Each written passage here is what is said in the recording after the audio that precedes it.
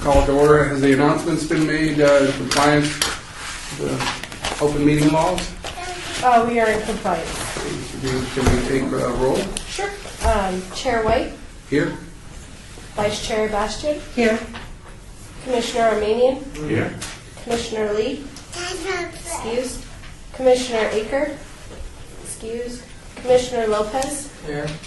Commissioner Sherman, excused, Commissioner McCurdy, excused, Commissioner Thompson, excused, Commissioner Becker, Here. Commissioner Tabor, Here. Commissioner Eliason, excused, Commissioner Gabray, Here. Commissioner Niker. Here. I have a quorum. Okay, so having that quorum, we're going to start off with item number 3, public comment. Public comment during this portion of the agenda must be limited to the matters on the agenda for action. If you wish to be heard, give your name for the record. The amount of discussion as well as the amount of time any single speaker is allowed may be limited to. Is there anyone here for the public comment portion of this meeting? Hearing no one, we'll move on to item number 4 for possible action to approve the final minutes by reference of the regular meeting of December the 1st, 2015. I move that we accept those minutes. Motion has been made. Second. And seconded. Any comments? Any discussion? Hearing no discussion. All in favor? Aye. All opposed? Ayes have it. Motion approved. Item number 5, report by the Detention and Enforcement regarding issues at the city facilities and parks. All right, well, my name is Sergeant Triplett. I've been Deputy City Marshal's Patrol Sergeant. I've been on swings for the last 3 years. I've been with the department 11 years. Nancy was unable to make it today, so I'm kind of filling in. I came to one of these meetings, I think it was over on Veterans Memorial. It was quite a few years ago. So I'm going to share what she gave me. She kind of gave me a little direction, and we'll go from there. Pass these around. Are you going to give us the play handcuffs like she does? It's only when you ask for it, man. For him. One of these, I think it's this one right here, the citations issued for all the calls that this was asked for at the last meeting. I'll try and answer again anything you guys have to make some up. This is arrests for the year. So again, some of these things she said might be a little new because they requested last time. No, I didn't keep one for myself, so. We tried to get you one, did you? Yeah, I got the arrest, so I'm going to definitely infer. And then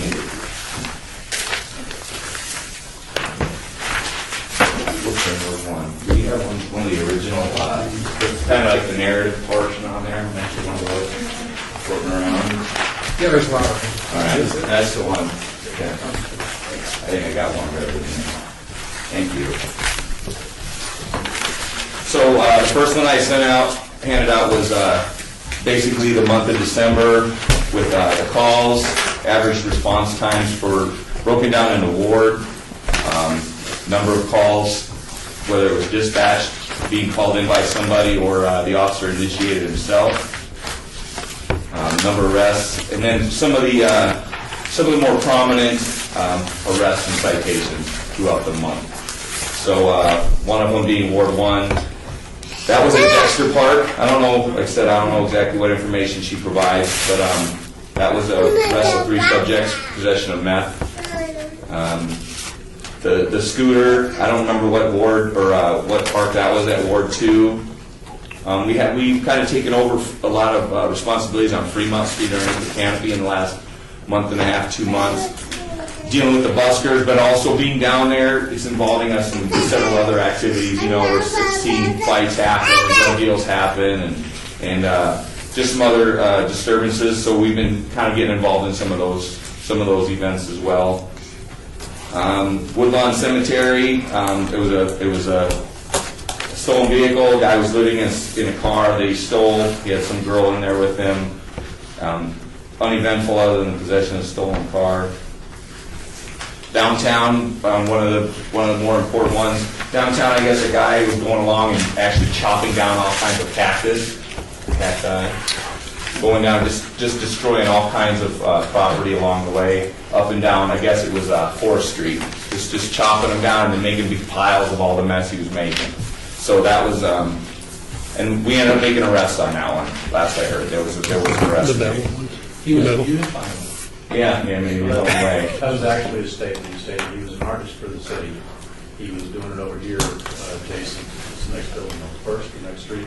Mm-hmm. And so he pulled a bunch of the cactus out, and then he had apples, and he was cutting slices off and putting them on the peaks of the cactus. Excuse me, for the record, we need to have the names of individuals that are making any comments. I'm understanding that this is a sting. Jerry Walker, Operations Maintenance Director for the city of Las Vegas, just providing that clarification of what was humorous at the time. Yeah, I was unaware of some of those details. I just do know that somebody was doing that type of activity, destroying all that property, and then an arrest was made with that as well. And then he does say beautifying the city. And again, some of the more common arrests, possession, just different possessions over in the parks. Nothing too significant. If there's anything in here. Over here at this Marabelli, I know they did respond to that for a simple alarm call, and they ended up, there's that trail that goes along the back, and they caught a guy who was tagging. He was actually in the process of tagging. They were there for another call, saw this guy, and he was on probation for tagging, and he matched the description of the guy who was tagging that area, because we did put cameras up there a while ago, so we might be able to connect him to the prior crimes over there. So we've been putting, yes sir. Chairman White, just in the best interest, the previous mayor, we are no longer cutting off fingers for taggers. Correct. For the record. We just take them to jail and they get sent to court. It's been discontinued. And that we have seen it. We haven't determined exactly what it is. I don't know if copper wire has gone up, but copper wire theft related to the light poles. We've seen an increase in that probably in the last 2 to 3 months. And as a matter of fact, there was one today. So we're trying to find out what is it the same person doing it, or has copper wire increased in values, and that's why we're seeing an increase. But for a while there, it was a lull, and nobody was doing that. We weren't taking many reports on it. We had definitely seen an increase, not to what it was several years ago, because several years ago it was a daily occurrence, but we have seen an increase in the last few months. Along with Rafael Rivera, the park there, there's Rafael Rivera letters across the front. It says Rafael Rivera Community Center, and they're made of brass, I guess, and they pop them all off, or copper, and they popped all the lettering off, and they stole all the letters off of that. So I don't think there's been any leads on that. So like I said, we've seen an increase in the metal theft recently, and I don't know what we can attribute it to. The other thing, again, the arrests and citations for the year. If there's any questions on that, I'll do my best to answer, and hopefully I'm doing Nancy a service here by showing up and providing information that she does. So. I thank you for bearing with us, Commissioner. Mr. Chairman, Commissioner McCurdy, have you guys ever dealt with which is your biggest recycling point that you find city property goes to? No, it's basically scattered all over the place. Not only have we found that we do deal with the recycling centers, anything suspicious comes in there, they're supposed to contact it and keep record of anything suspicious. They do keep record of any dollar value. I don't know what the dollar value is. It's supposed to accept driver's license and some type of identification. They also get a vehicle that brings it in. But what we're seeing is there's mobile recycling. Even guys who do aluminum cans and things like that, they meet at a corner at a certain time at night. One of them happens to be over off of like 10th Street over there, and they all wait there at 9, 10 at night, and a truck pulls up and they take their money and they give money for the cans, and then who knows where it goes. So I think it's almost like a version of laundering metals, is what we're kind of seeing. Some of the stuff gets taken in California. That's how I was trying to figure out if it was staying here or like it goes to Silver Dollar Recycle Fast or it goes to any recycle fast.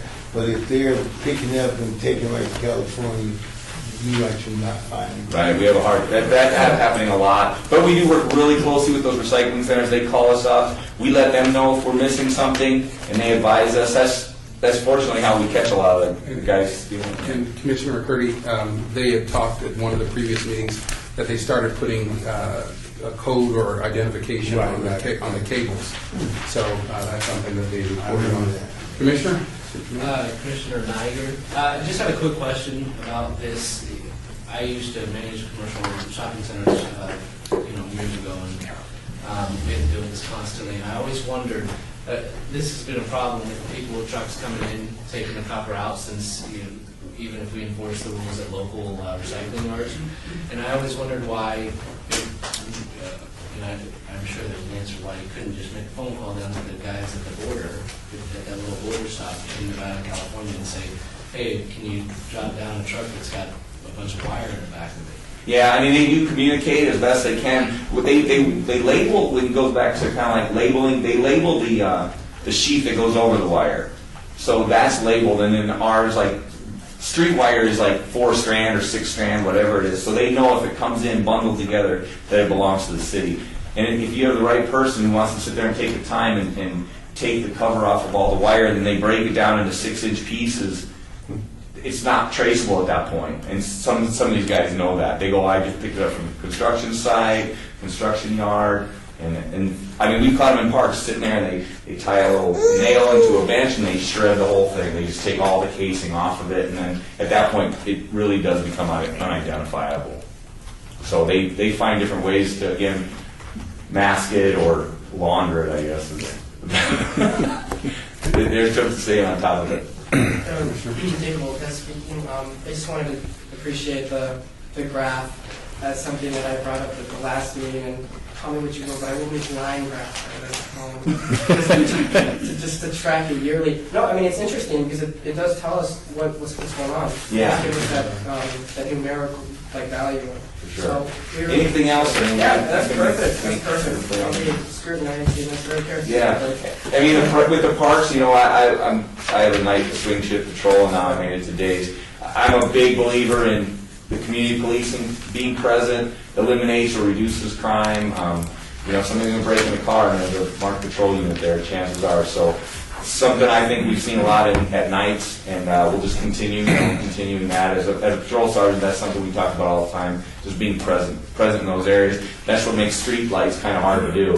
Somebody pulls up with an official-looking vehicle, sometimes people look the other way, and it might not be that official. And that's where we're seeing some of the problems. Yeah. So. Commissioner Armenian, you mentioned that you've taken over the Fremont canopy. Some of it, correct. Is that going to be an ongoing process? Or?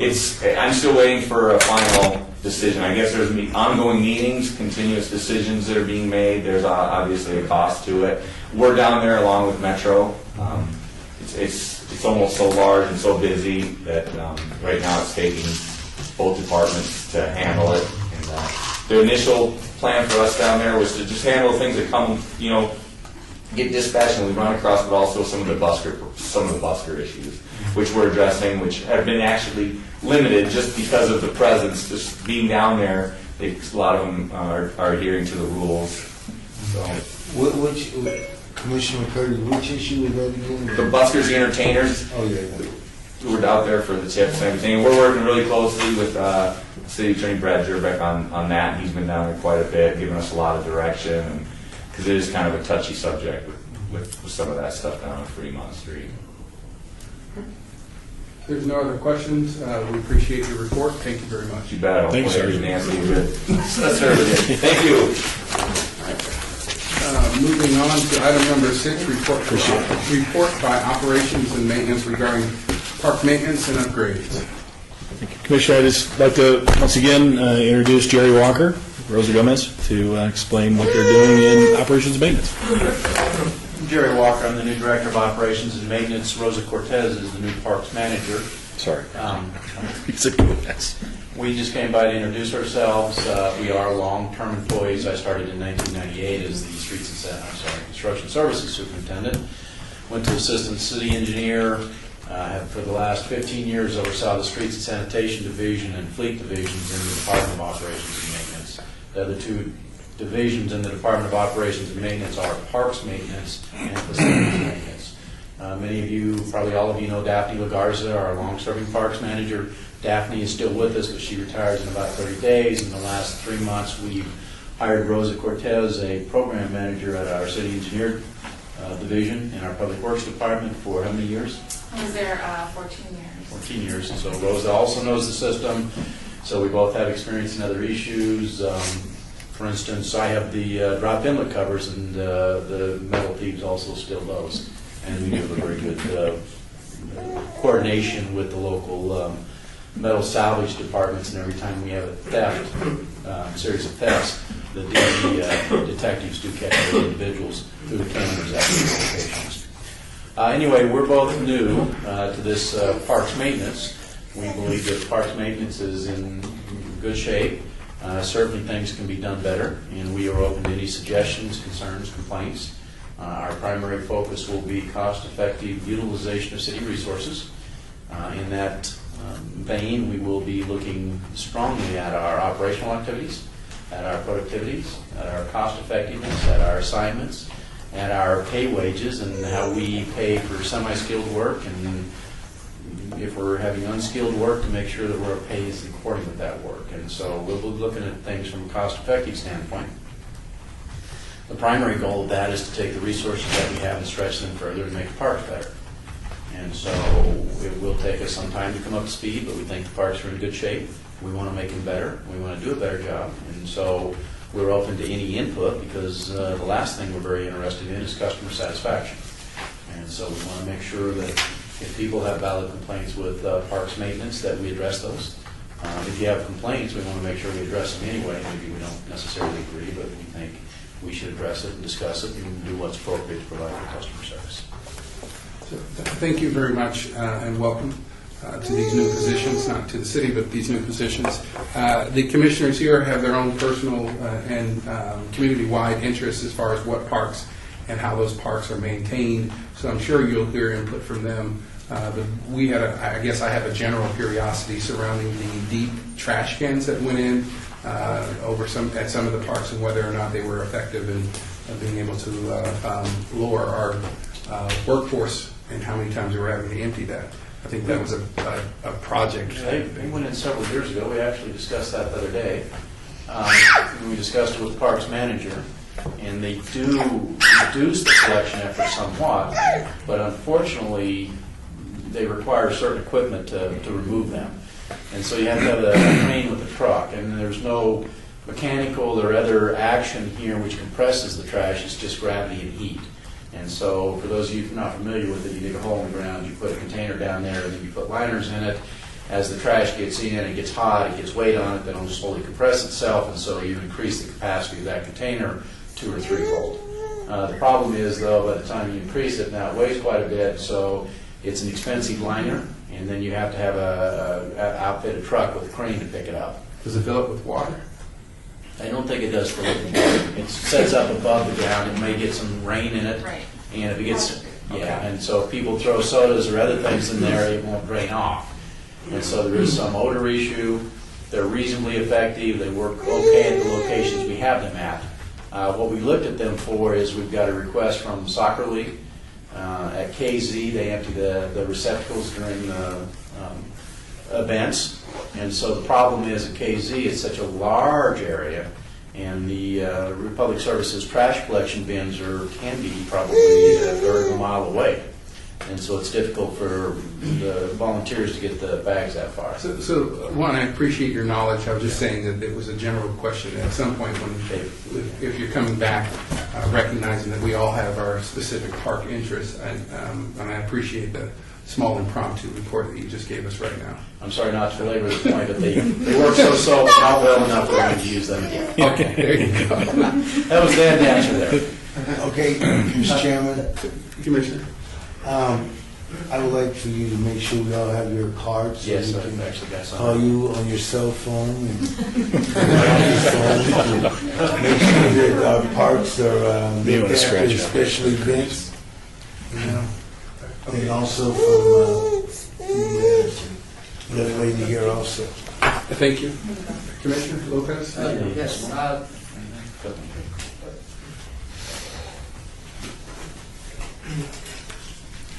Commissioner Lopez speaking. I did have a question, kind of a follow-up. I'm not sure if you're familiar with the bathrooms at Ridge Circle Park, the bathroom structure.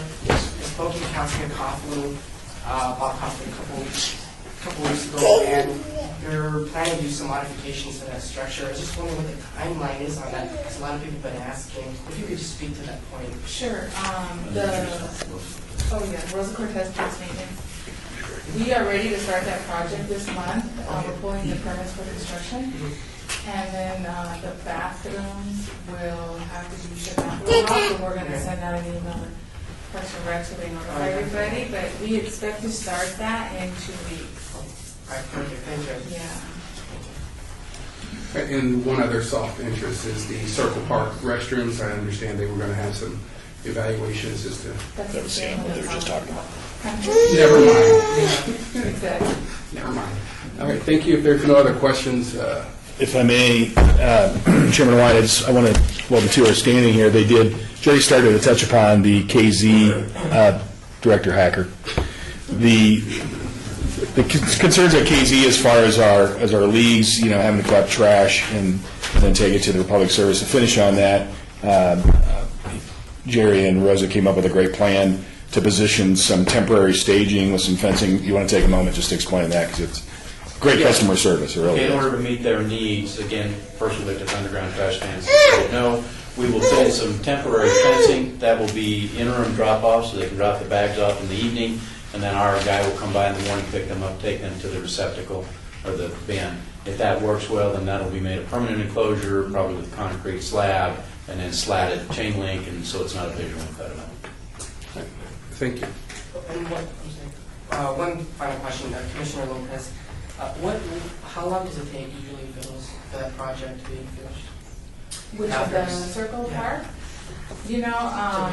Yeah, because when it requires pouring of concrete and stuff, you have to let it cure. So we're expecting about 4 weeks for total demo and modification to the wall. Thank you. Thank you. If there's no other questions. Thank you, Commissioner Aiden. This is my grandson, by the way. Doing grandson duty. So, thank you. If there's no other questions, we appreciate your report. One other question. Ms. Smith, I just want to say thank you to Ms. Cortez. A couple of months ago, me and Commissioner McCurley, she took us to tour at least 20 parks, and I don't know what's going on with that. Well, Has anything changed? Well, no, what happens is then we continue to coordinate with council's office on all the concerns that came out of that right along. I'd suggest, because you work closely with their office, right? Yes. Yeah.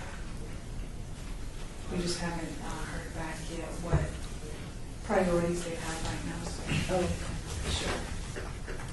So that's what happens. Thank you. So, thank you very much. Thank you. Appreciate it. Moving on to item. Oh, you got one? I got 2. 15, I think. There might be more. There's one coming. Okay. We promise we won't bother. Thank you. Moving on to item number 7, report by Parks and Recreation staff regarding programs and activities at Cimarron Rose Community Center. Right, with us is Mary Killian, and she is operating a fantastic facility at Cimarron Rose, and will explain what's coming up. Thank you for inviting me here today. My name is Mary Killian. I've been with the City of Las Vegas for a ridiculously long time. Yeah, from the email She that. started when she was like 14. 16. I was That's close. 16 year old. Yeah, so I have been Me too. in the agency. I've been really lucky to have some wonderful experiences, but haven't had a chance to talk to this body in quite a while. So I guess that what happened was that this group decided it'd be a good idea to hear maybe from some folks in the field and give you some ideas about what we're doing out there. And I like to go first because that's the one you remember. And when I come back to you and say, can you do this for me, I want you to go, oh yeah, you were that one.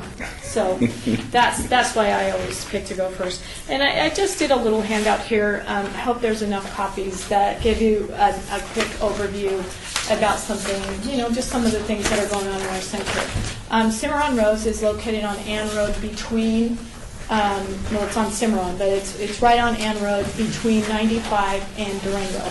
Really small little center, just over 2,000 square feet. It's got a really nice little park in the back. It fronts on the golf course and has a really strong neighborhood feel. One of the things that's included in this handout is some of our demographic information. So it tells you kind of the population that's within a 1 mile radius of the group that we serve. And we use this actually in developing our business plan that we did as part of our department's goal. And we use the demographic data. I think it's very interesting because we actually, the programs that are most successful really speak to the data that's here. So what I did was just put together just a little bit of information about what's going on there. We have 2 full-time staff, myself, really hundreds of years in the agency, and then Kristen Carter. And Kristen just actually was called back. So she was riffed. Thank you, Aiden. And went to the city clerk's office, and then she came back and is now working in our little palatial office there. We're open 5 days a week. We're not open on Saturday. This center, I've been at this center for 2 years now, 2 years this week. And when I got there, Fridays was, for want of a better term, really a ghost town. So that's a really long day for me to sit in the building with no people coming in the door. So we've been working on improving that program, and we've actually now, not 100%, but easily, there's nobody before, so anybody is an improvement. And we do have partnered with some homeschool groups, and we're doing some dance classes, and we have some after-school tutoring going on. We expanded our music education, so Friday now is a bigger programming day for us. I just included off our most recent budget information what our projected annual revenue is, and you'll see it's about $186,000. We're a little over halfway towards that. We opened a new session this week. Yesterday was the first day, and we are at 70% at the end of the day, 70% of capacity, and then we're at 75 today. A lot of our folks don't pre-register; they come in during the day. So we're at about, today, around 75% of all of our classes and activities that are available are full for the month of January. That's great. So we're pretty happy about that, and we were a little surprised with our front desk that they got a lot of folks. We try to do some outreach into the community, and in our front desk guys last week were on the phone inviting people to register and remind them that we have these opportunities available. Because the building is small, some of the traditional activities that you might see in the bigger rec centers really doesn't lend itself well there. So again, based upon this data and what I observed when I got there, we had some really gifted instructors. We've expanded our preschool education program. It was good anyway. There was they had a really nice group going, but we just added more. We have a class that we just started this year, and we call it Kinder Kids. And it's for that age group of kids that are going to be in kindergarten next year. And it's a very much more structured program than our other pre-K education programs. The instructor is a teacher, and so they learn how to sit and do all of those things so that they're ready for kindergarten. And they love it. The enrollment in that class goes up every month, and she's now at, I think she's got 3 spots left. So she's doing really well. And also what she does that we added was a pre-K art and a pre-K science. I believe that we are natural partners with the school district. I was a school teacher and come from a family of school teachers, so I believe in sneaking that education in on people. And one of the things that we're finding in our district is that the arts and sciences are the first programs to go. And I think that that's where we can step in and support our partners out there and create more opportunities for our kids. So we do a pre-K science and a pre-K art class. And art class isn't take some paper and some glue and glue that together. She's an artist anyway, and so it's really art that the kids are doing. They have a lot of fun. She also did a painting class for us in December. So we had a bunch of folks came in a room and got glitter all over the floor and painted these really fun paintings. So preschool education is growing. Have a really small building, so our tumbling classes are small, but they're pretty dedicated. Our dance program has more than doubled in size since September. We have a great instructor out there, and Tim is the MC for our dance shows, and he's just agreed for a return engagement.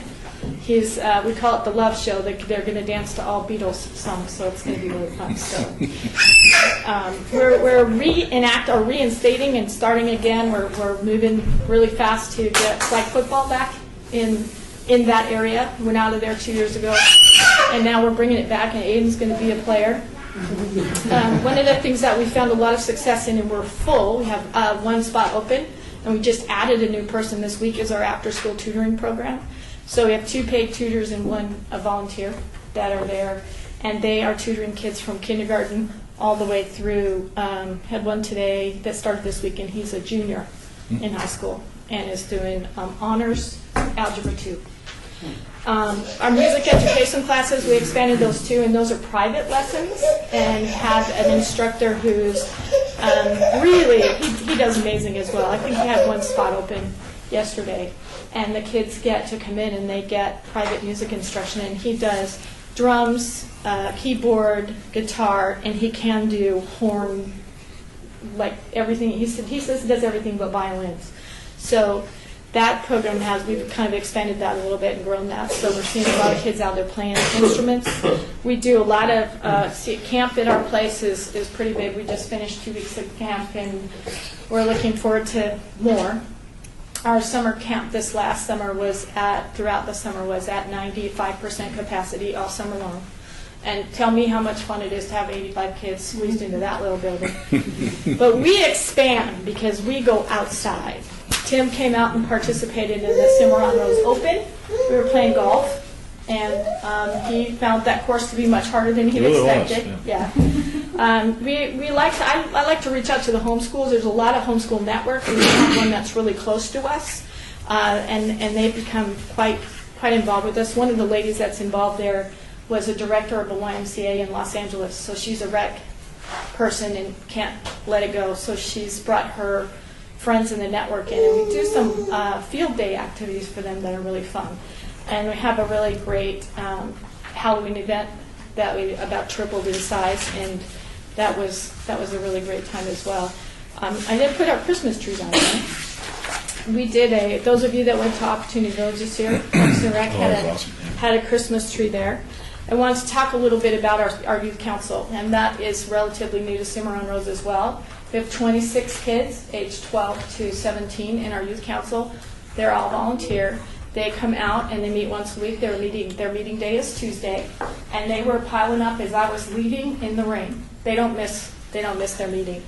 And this group is really focused on community service. They do a community service project at least once a month. They go to Foursquare, they go to Catholic Charities, they go down to Salvation Army. They do those kinds of things. And they're meeting today with the director of Project 150, and that is a group that provides services for homeless teens.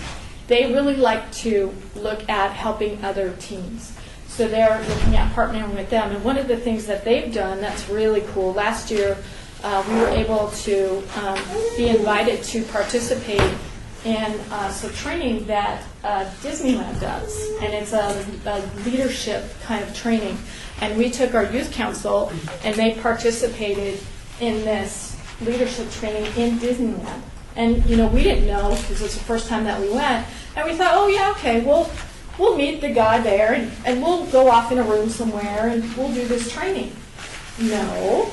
We met the guy there, and then we sat down in the middle of the entrance to Pirates of the Caribbean, and we did an activity there, and we did another one at Splash Mountain, and so the kids went through the park, and they would stop periodically and do these team-building leadership activities, and they had to kind of get over their hesitancy a little bit because the 100,000 people that were at Disneyland that day, they were kind of, even for Disneyland, it looked a little crazy to see these kids jumping around. And so it was really fun. But one of the things that I most enjoyed, I got to go on the trip, was their response and the way that they engaged and what they brought back out of it. So we're looking to we already have an invitation and a date to go back and take these kids, and we have a bunch of new kids, so they've never done it before.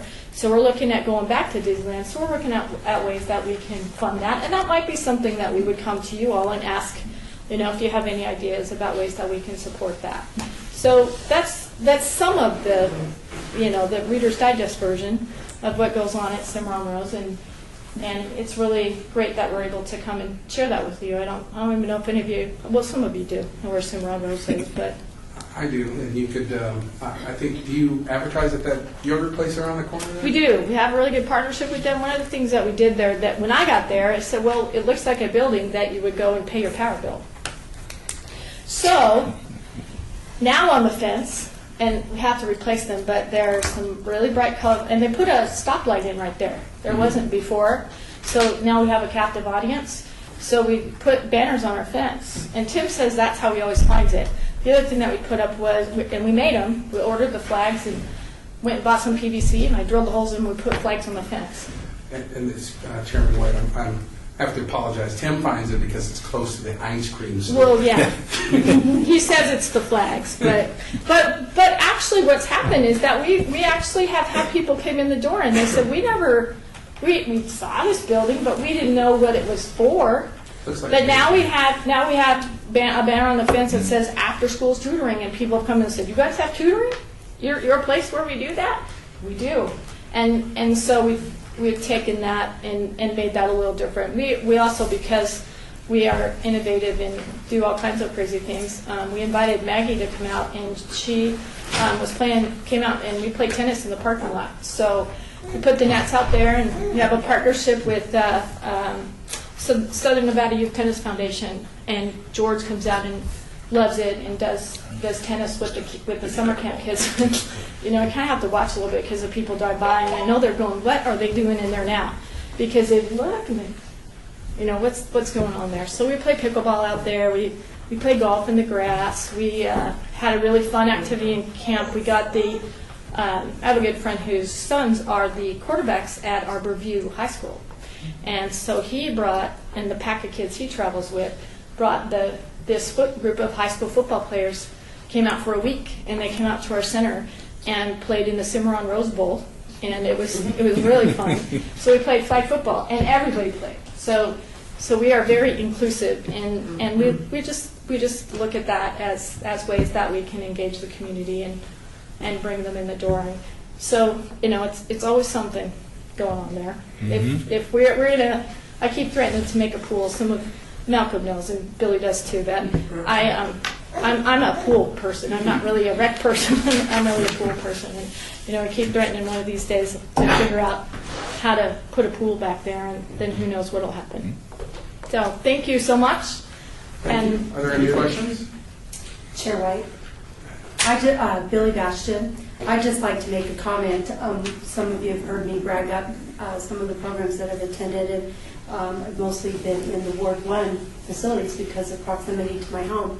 But during the holiday time, I had an opportunity to go to the painting class, and I'm telling you, it was so much fun. It's not something that I would normally participate in, but I very much got a lot of comments on my home about my paint and my family, my painting of 2 deers in a forest. Yeah. But my family is now put in their future request to be in the will. Yeah, February. And who's going to do get my painting? We're going to do Owls in Love painting or something if ever. So I encourage you, it's a lot of fun where you go and with a group of about 20 people. The one thing that really impressed me, and over the years I had an opportunity to spend a lot of time in a lot of the recreation facility in my previous job, but I got to say I was really impressed in this 2,000 square feet during this painting class where I actually spent a couple hours, how much activity could be going on at the same time. There was a dance exercise program going into the large space, and the classroom next door was a band or instrument instruction going on, and several things.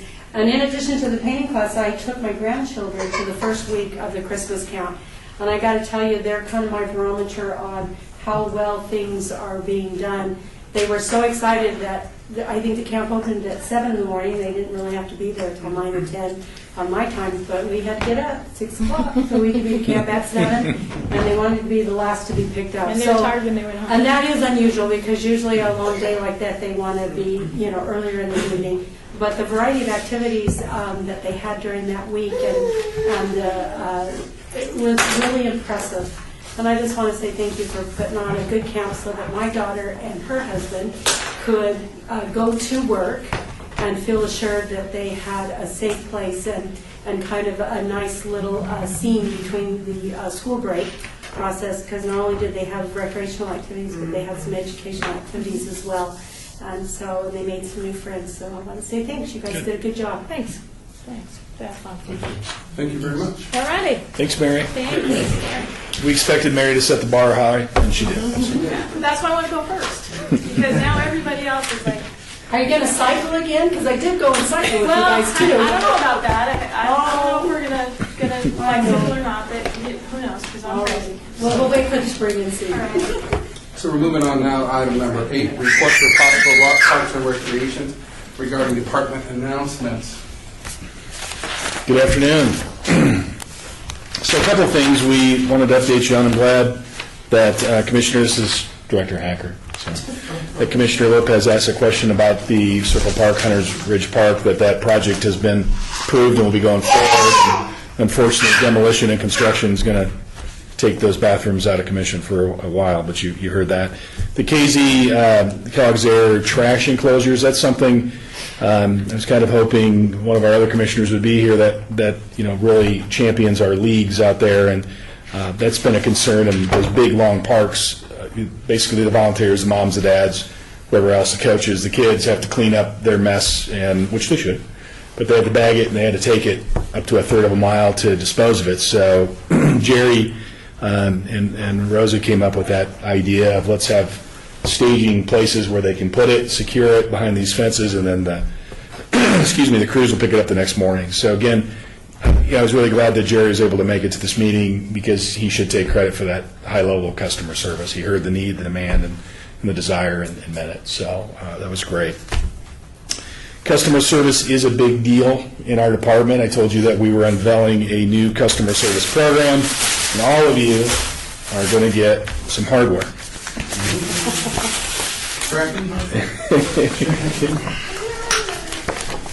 We had well, what's government do? We pulled together a committee, right? And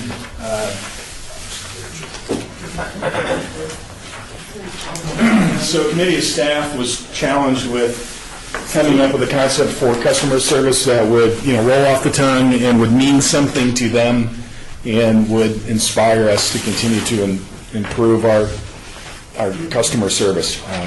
Doesn't matter how good you are, you can always improve, and they saw that. So they came up with a lead to exceed in a pledge.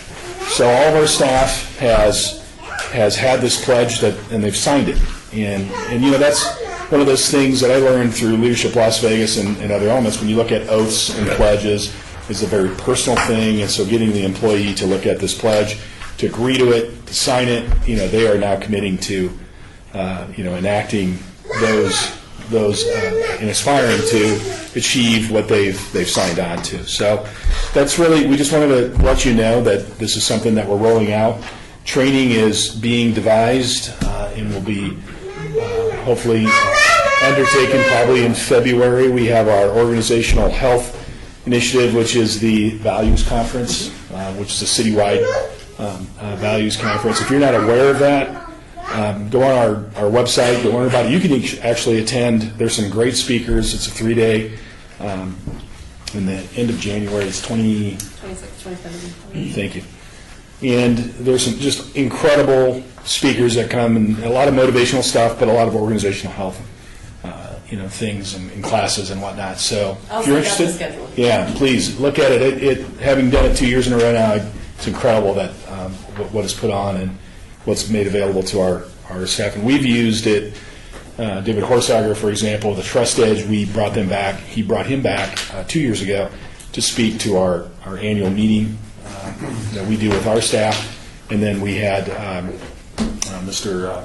Vitale, who is a former acrobat and performer with Circus Lillet, and he came and spoke and gave his message of kind of inspirement and how to be a better person and be a better team member and whatnot. So that's a great thing.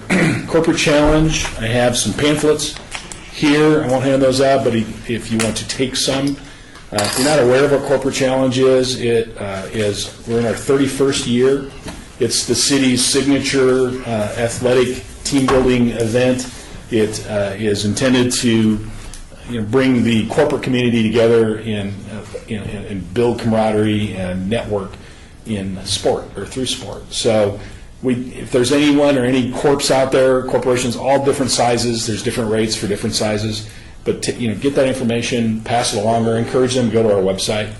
We're trying to increase the number of teams that participate so it can become self-sustaining. The city manager's office asks that we move it into a special revenue fund, so it needs to become self-sustaining, and that's our goal and our objective. One bit of good news was, Zappos really helped keep it alive during the recession and continue to be a great partner. It wasn't something they were signing on to for infinity. So working with the city attorney's office, we do have the ability to offer sponsorships. And so for the first time in a long time, the city is working with corporate community for sponsorships, of Corporate Challenge, which will help. But participation is really what we want. So any help you can do there, great. I want to talk about our employee engagement survey results as well. Every year, the city of Las Vegas does a survey of its staff to find out what's going on and get feedback from them. So in 2012, for example, our response rate in just the Parks and Rec Department was 68%. It grew in 13 to 76%. In 14, it grew to 88%, and this most current year, 15, we got over 90%, 91.5% participation from our department. So again, we're stressing the value of that and the importance of that feedback to our staff, and they're responding because they're seeing management take that feedback and do something with it. As far as engagement, that's basically asking employees, do you feel engaged? Do you feel valued? Do you feel like what you contribute is appreciated by your employer? And so, again, just some of the numbers for Parks and Rec. Last year in 2014, we had 46 of our staff felt that were engaged, which you have to understand that in public sector employment across the United States, the average is in the low 30 percentile, so 46 is pretty good in 14. Well, I'm very happy to announce that in 15, that engagement increased from 46% to 65%. That our staff really does feel engaged. They feel valued. Mary Killian's a great example. All you have to do with Mary is just support her, and she's going to do wonderful things. And so that's our approach to management is we're going to give them support, get them resources, and then get out of the way and let them do great things with our customers. So some really positive findings, continuing to take the feedback. Are there areas to improve? Yes, there are. And so we've got a plan that we've submitted to look at how we continue to work with our staff to make sure that they feel empowered and engaged. One example is in senior services and recreation, we kind of divide up our division or divide up the staff to get a feel for what's going on. But there was some concern about, do they feel they're being recognized for excellent work? Well, it just so happens as part of our customer service initiative, we're going to roll out a Parks and Rec initiative to recognize our staff and our employees too. So there's a number of things that we're going to continue to work on. We'll continue to report back to you on those things, but we feel that our human resources are our greatest resource, and we're going to continue to work to develop that. Can we be a part of that recognition physically if there's any way that you can incorporate us? Absolutely, absolutely. So I don't know exactly how we're going to do it yet. You know, the city does a good job of Employee of the Month, Employee of the Year, and that thing approach. So we don't want to really replicate that. We want to do something kind of unique, and so that'll be developed. We'll definitely keep you advised, and maybe even use this forum as a good way to acknowledge that staff's efforts. Mary mentioned track break for Christmas break, but as you know, in our Clark County school system, and I can hand out some information to you as well, Ed Jost has been working with his staff to look at, is there ways that we can, here's another one, meet the needs of our community while they're dealing with the track break cycle that's going to be coming at us with year-round schools. And so a proposal was put together for East Las Vegas. The information you're getting kind of shows you graphically and with data to support it, the schools that are going to be impacted by the ongoing track breaks. And so can you imagine how difficult it is for working families to deal with children over Christmas break? Can you imagine having to now deal with that throughout the year? So we feel that that's something, as Mary said, we should be partnering with our school district and serving our community. And so East Las Vegas is looking to start a track break program for the end of the first track break, I guess is in the end of February. And anyone in the city, we'll definitely focus on marketing its schools that are in the close vicinity to East Las Vegas Community Center, but it'll be citywide. So if anybody wants to come and bring their kids, 20 kids is what it takes to kind of do break even, and we think we have the capacity for up to 120, which is getting to about, mimics what we do in our summer camp. So in Las Vegas. Excuse me, Commissioner McCurdy, to Mr. Hecker. Is Ward 5 is included in, or everything has to be going through East Las Vegas for Ward 5? Every one of our wards could come and take advantage of the program at East Las Vegas. It's new, the track break system's new, we want to gauge the community's interest. So East Las Vegas actually is probably best situated, has the available staff resources and space resources right now. But if it works out and there's a high demand, we're going to replicate it. Okay. But anyone can go to it. That's really all we wanted to bring you up to speed on planned comments. But if there's any questions or comments, Mr. Hecker. Thank you, Director. Commissioner, any questions? Commissioner McCurdy? Mr. Hager, I'd like to get a copy of that pledge for this right here. Okay. And I'd also like to get a copy of your assessment for your employees. You know what you're talking about, how they feedback, how that you engage in your department. Because that is one thing that I find that when we had to meet with the city of Las Vegas for the housing authority, right, for the commissioners in the city, is very much willing to help us put some of that back on track. So I'd like to get a copy of that so I can look over that stuff. Yeah. Thank you. Absolutely. All right, thank you. Commissioner Lopez? Commissioner Lopez, I just want to comment. It's been a long time since I've seen one of these. I used to be track 4, and these things really just confused me when I was growing up because I thought, what is going on here? Some of these colors, all these numbers, and everything. But I'm just going to ask you a question. On this map here, it's divided up into all these little sections with cross-hatched areas and all that. What are these sections? What are they? Precincts or what are they? I think it's zones. My understanding, it's the zones. So what you're seeing are the zones, and unfortunately, that's about the limit of mine. So I'm sure it's based on a number of children potentially in those districts, and so you can see that the Las Vegas swath is impacted pretty greatly by the zones and overcrowding. And Director Packard, Chairman White, these are Clark County School District documents, so you can actually go onto their website and get a better understanding as to what they represent or why they publish them. And I agree with you, back in the day they were a lot bigger, these lines were a lot bigger, but now they're tiny because there's so many schools now in so many zones. So I applaud the effort and wish you luck. All right, thank you.